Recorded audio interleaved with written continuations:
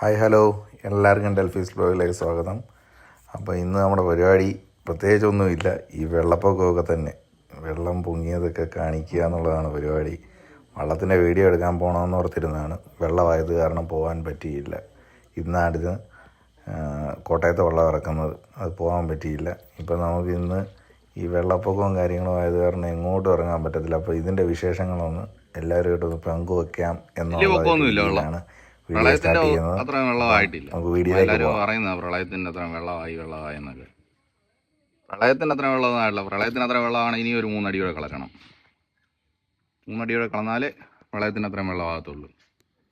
ഇവിടെയൊക്കെ വെള്ളമാണ്, അത്യാവശ്യം വെള്ളമുണ്ട്. പ്രളയം കണ്ടവർക്ക് ഇതൊന്നും വലിയ ഒത്തിരിയല്ല. കണ്ടത്തിലെല്ലാം ശരി വെള്ളമാണ്. കവിഞ്ഞൊഴി കായൽ പോലെ കിടക്കുക, ചെറിയൊരു കണ്ടോ. പ്രളയത്തിന് അത്രയും വെള്ളമൊന്നും ആയിട്ടില്ല. പ്രളയത്തിന് അത്രയും വെള്ളം പോകണമെങ്കിൽ 3 അടി വെള്ളം കൂടെ കളയണം, നല്ലതാകത്തുള്ളൂ.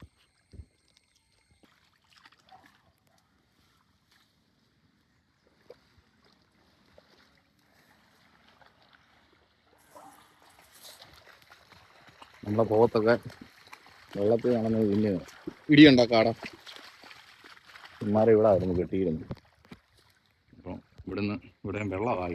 ഞാനിപ്പോൾ വന്ന് അത് ഒത്തിരി സമയമായി തിന്നാൻ നിന്നിട്ട് വിശന്നിട്ടാണ് തോന്നുന്നു. ഓടി നടന്ന് പുല്ല് തിന്നിട്ടിരിക്കുക.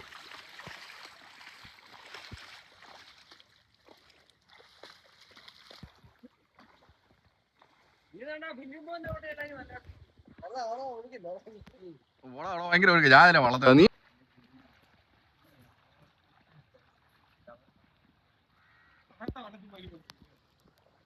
ആറ് കവിഞ്ഞൊഴുകിക്കൊണ്ടിരിക്കുക. ഈ ആറ്റിലെ മണ്ണ് മാറ്റാതെ ഒരു രക്ഷയില്ല. ഇത് ഒരിക്കലും ഈ വെള്ളപ്പൊക്കം നമ്മുടെ മാറത്തില്ല. ഈ വെള്ളപ്പൊക്കം എന്ന് പറഞ്ഞാൽ ഈ ദുരിതം ഒരു കാരണവശാലും മാറത്തില്ല ഈ ആറ്റിലെ മണ്ണ് നീക്കം ചെയ്യാതെ. ആറ്റിലെ മണ്ണ് മാറാൻ ഉള്ള പാസ് കൊടുത്തു കഴിഞ്ഞാൽ ഈ പ്രശ്നം ഒരുമാതിരി സോൾവ് ആകാനുള്ളതേ ഉള്ളൂ.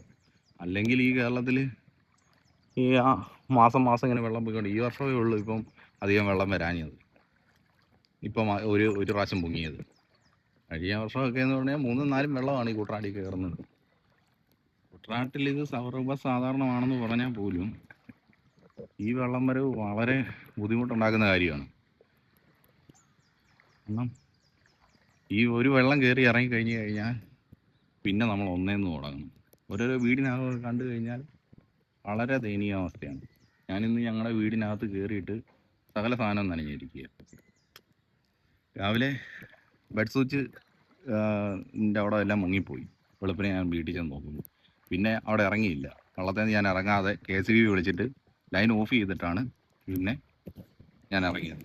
അതിപ്പോൾ ഞാൻ അത് അങ്ങനെ നോക്കിയത് കൊണ്ട് മാത്രമാണ്. അല്ലെങ്കിൽ ആരെങ്കിലും പോയി ഇറങ്ങി കഴിഞ്ഞ് ബ്രേക്കർ ഓഫ് ആയിട്ടില്ലെന്നുണ്ടെങ്കിൽ ഒരാൾ മരിക്കാനുള്ള ചാൻസ് കൂടുതലാണ്. ഈ ഒരു പ്രശ്നങ്ങൾക്ക് പരിഹാരം ഉണ്ടാകാനായിട്ട് ഒറ്റ മാർഗ്ഗമുള്ളൂ, ഈ ആറ്റിലെ മണ്ണ് നീക്കം ചെയ്യുക. ഞങ്ങളിവിടെ എന്നൊക്കെ പറഞ്ഞാൽ ആറിന് വീതിയേ ഇല്ല. ഇവിടെ ഈ ആറ്റിൽ ഒരു കുറച്ച് വീതിയുണ്ട്. ഇവിടുന്ന് അപ്പുറത്തോട്ട് മാറിയിട്ടുള്ള ആറ് വീതിയേ ഇല്ല. കാരണം ആറ് നികന്ന് പോവുക, മണ്ണെടുക്കുന്നില്ല. ഓരോ വർഷവും വരുന്ന ചെളിയും മണ്ണും എല്ലാം അവിടെ തന്നെ കിടന്ന് നികന്ന് ആറ്റി കിടക്കേണ്ട വെള്ളം ആറ്റി കിടക്കാതെ അത് കവിഞ്ഞൊഴുകുക. ഇത് മനസ്സിലാക്കി കഴിഞ്ഞാൽ ഈ പ്രശ്നങ്ങൾക്ക് പരിഹാരം ഉണ്ടാക്കാം.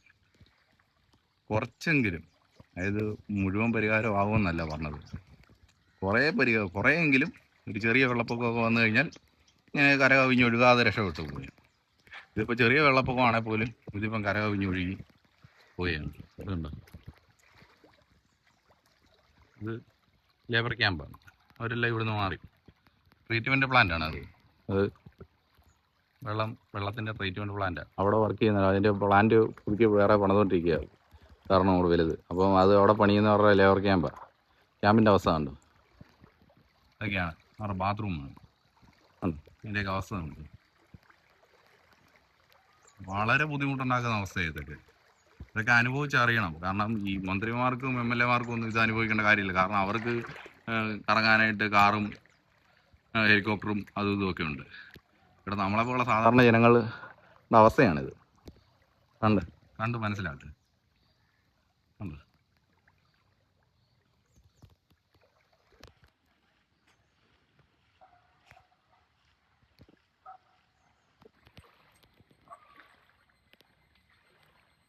അടി വഴി പോകണുണ്ടോ? എന്നാണ്ട് സൈഡ് ഇടിഞ്ഞ് വീണ് പോവുക. അതെ.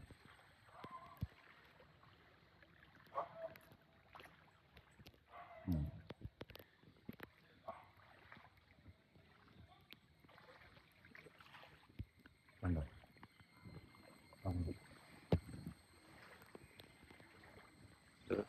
ഏറ്റവും സ്റ്റാർട്ടിങ് പോയിന്റ് അടുത്ത അവസ്ഥ ചെയ്തു.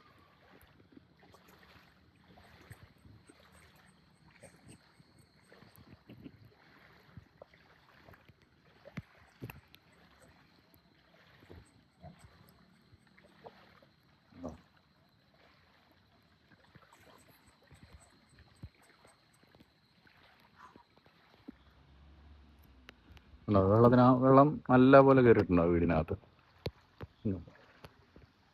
സ്റ്റാർട്ടിങ് പോയിന്റ് പലവടി ചുണ്ടനെന്നൊക്കെ എഴുതിയേക്കുന്നൊക്കെ മുങ്ങി. പലവടി മാത്രമേ ഉള്ളൂ ഇപ്പം. ചുണ്ട മുങ്ങിപ്പോയി. ഇവിടെ ഇപ്പം ആറേതാ കരയേതെന്നറിയുന്നത് ഈ പുല്ല് ഇവിടെ നിൽക്കുന്നതെന്ന് മാത്രം. അല്ലെങ്കിൽ ആറേതാ കരയേതെന്ന് അറിയാത്ത അവസ്ഥയായി. ഈ പുല്ല് പിടിങ്ങനെ നിൽക്കുന്നതുകൊണ്ട് മാത്രമാണ്. പിന്നെ ഇവിടുന്ന് അങ്ങോട്ടുള്ളത് ആ ചെറിയ പാലങ്ങളുടെ അടിയിലെല്ലാം ഓരോ വേസ്റ്റ് വന്ന് തങ്ങി നിന്നിട്ട് പിന്നെ ഒഴുകില്ല. ആ വെള്ളം ഫോഴ്സിൽ പോകത്തില്ല, വെള്ളം തങ്ങി നിൽക്കും. ആ തങ്ങി നിൽക്കുന്ന വെള്ളം എല്ലാം കൂടെ കരയ്ക്കോട്ട് ഇടിച്ചു കയറും. അങ്ങനെയാണ് ഇവിടുത്തെ അവസ്ഥ. ഇതൊക്കെ ഇവിടുത്തെ അവസ്ഥയൊക്കെ കണ്ടാലേ അല്ല അനുഭവിച്ചാലേ മനസ്സിലാകത്തുള്ളൂ. വെള്ളം പൊങ്ങുമ്പം ന്യൂസിനകത്ത് ഇരുന്ന് വന്നുകൊണ്ട് അതും ഇതും പറഞ്ഞിട്ടൊന്നും ഒരു കാര്യവുമില്ല. ഇതൊക്കെ ഇറങ്ങി പ്രവർത്തിച്ച് ചെയ്ത് കാണിക്കുന്നു. കണ്ടോ വെള്ളം കിടക്കുന്നു. ന്യൂസിനകത്ത് വന്നിരുന്നുകൊണ്ട് ഞങ്ങൾ കുറച്ച് അത് ചെയ്ത് ഇത് ചെയ്ത് ക്യാമ്പ് ഉണ്ടാക്കി അതൊന്നും പറഞ്ഞിട്ട് കാര്യമില്ല. അതൊന്നും ശാശ്വതമായ പരിഹാരമല്ല. ഇതിപ്പം ഒരു ദുരന്തം ഉണ്ടായ ഉടനെ തന്നെ ക്യാമ്പ് ഇടുക, അതാണ് സർക്കാർ ഇപ്പം മെയിനായിട്ട് കണ്ടെത്തിയിരിക്കുന്നത്. ക്യാമ്പ് ഇടുക. ക്യാമ്പ് ഇട്ടുകൊണ്ട് എന്താ പറയുക, ക്യാമ്പ് ഇട്ടിട്ട് ഒരാഴ്ച ഇവിടെ വീടും വിട്ട് വീട്ടിൽ നിന്ന് ആൾക്കാരെല്ലാം കൂടെ വീട്ടിലെ സാധനം എല്ലാം നശിച്ചു പോകും. ക്യാമ്പിൽ ഒരാഴ്ച കിടക്കും, എന്നിട്ട് പിന്നെയും വരും. ഈ സാധനമെല്ലാം നശിച്ചു പോയ സാധനമെല്ലാം പിന്നെയും കാശ് കൊടുത്ത് ഓരോ ദിവസം ഓരോ പണിക്കും പോയി കാശ് കൊടുത്ത് അതെല്ലാം മേടിക്കണം. അതും പറഞ്ഞാൽ നിങ്ങൾക്ക് ആർക്കും മനസ്സിലാകത്തില്ല സർക്കാരിന്. ഇതൊക്കെ ആർക്കും ഇതിനെക്കുറിച്ച് ചർച്ച ചെയ്യാം. എല്ലാവരും കമൻറ്റ് ചെയ്യണം കേട്ടോ. ഞാൻ ഈ പറഞ്ഞ കാര്യങ്ങൾ ഇതിനെക്കുറിച്ച് എല്ലാവർക്കും ചർച്ച ചെയ്യാം. നമ്മളിവിടെ ഈ കുട്ടനാട് താമസിക്കുന്ന എല്ലാവർക്കും ഒന്ന് കമൻറ്റ് ചെയ്യുക ഇതിനെക്കുറിച്ച് കേട്ടോ. എല്ലാവരും ഒന്ന് കമൻറ്റ് ചെയ്യുന്നു. നമ്മൾ ഈ അവസ്ഥയൊന്ന് മാറണമെന്നുണ്ടെങ്കിൽ നമ്മളൊക്കെ പ്രതികരിച്ച് തുടങ്ങണം. അല്ലാതെ ഒന്നും മാറത്തില്ല. അല്ലെങ്കിൽ നമ്മൾ ഈ 6 മാസം വെള്ളത്തിൽ ഇങ്ങനെ കിടക്കേണ്ടി വരും. ഇപ്പോൾ ബസ് റൂട്ടില്ല.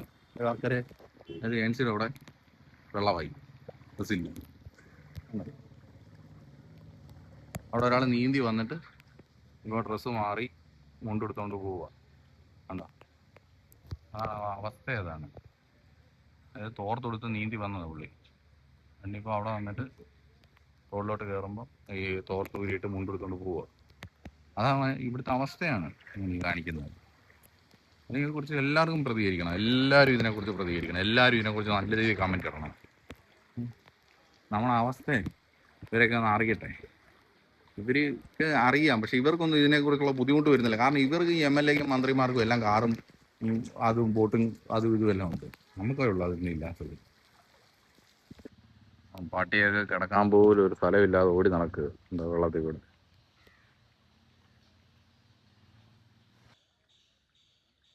ഓ വള്ളത്തിന് കൂമ്പലാരാ ഇരിക്കുന്നത്?